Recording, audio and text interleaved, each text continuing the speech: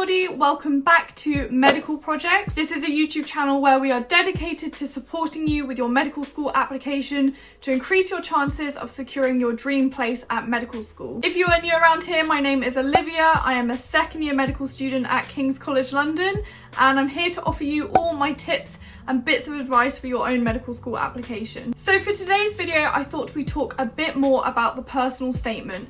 It's something that you'll be writing either currently or definitely within the next few weeks, because you'll be submitting your UCAS application in mid-October, so it's definitely something to start thinking about very soon. If you haven't seen our previous YouTube video about my top tips for writing an excellent personal statement for medical school, please do check that out before watching this video. But in this video, I'm going to be talking a bit more about how to talk about your work experience, because that is honestly the most important aspect of your personal statement, writing about your work experience in a reflective manner. It's so tempting to write elaborate descriptions about amazing surgeries you might have been able to witness or incredible opportunities you've had, but honestly, the admissions tutors do not care about these. They care about how you've reflected on what you've seen and experienced. So in this video, I've created a 3-step guide for how you can reflect effectively about your work experience. And then I've also put together a short example where I apply these principles so that hopefully you can do something similar in your own personal statement. So without further ado, I hope you enjoy this video, and let's talk about how to reflect on your work experience. So why is reflection so important?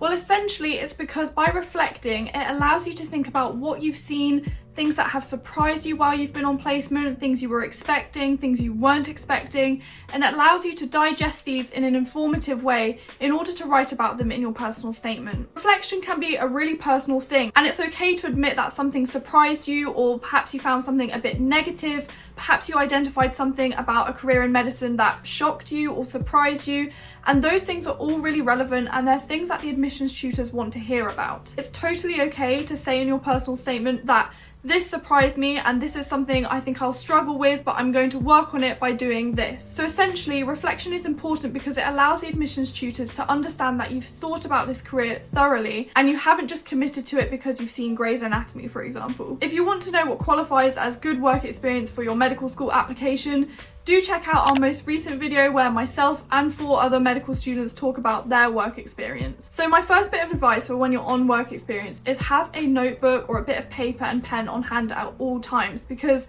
it's important to be reflecting about these things when they happen to you, or at least immediately afterwards. It just makes writing your personal statement so much easier. So let's get into my 3-point guide to give you some guidance on how you should be reflecting on your work experience.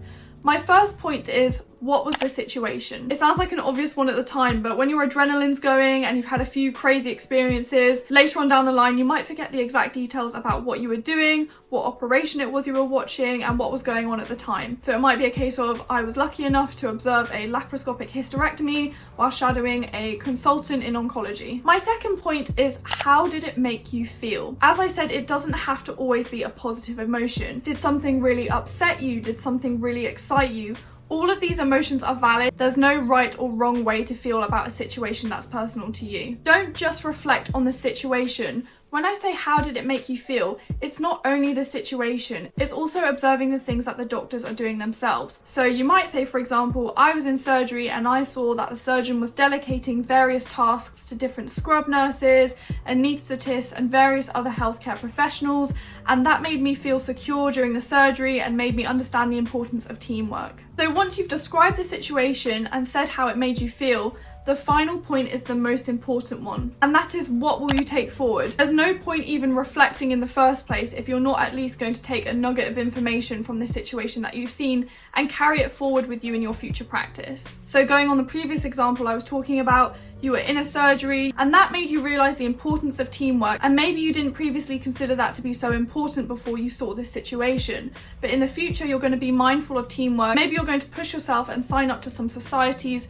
or sports teams in order to improve your teamwork skills, because previously you work on quite an individual basis. Also, when you're reflecting, you're allowed to talk about traits that you've already shown yourself. In fact, if you can do this, that is what is going to make the most impact in your personal statement. Reflecting on traits that you already believe yourself to have. If you can reflect on traits that you believe you've already shown in your day-to-day life that are conducive to being a good, safe doctor, That's what will impress the admissions tutors. So for example, going on the previous example, you might say that I observed teamwork. Whilst I was at school, I was head girl, and that meant I'm familiar with working in a team because I often had to delegate tasks to the various school counsellors. So my overall tips for reflecting is be honest with what you've seen, state your emotions, be raw and honest about it, and then if possible, show the admissions tutors that you already have those traits that you've identified. So to tie this all together, I've made up an example for you so that you can see where I'm using that 3-point system in practice. So it reads as follows.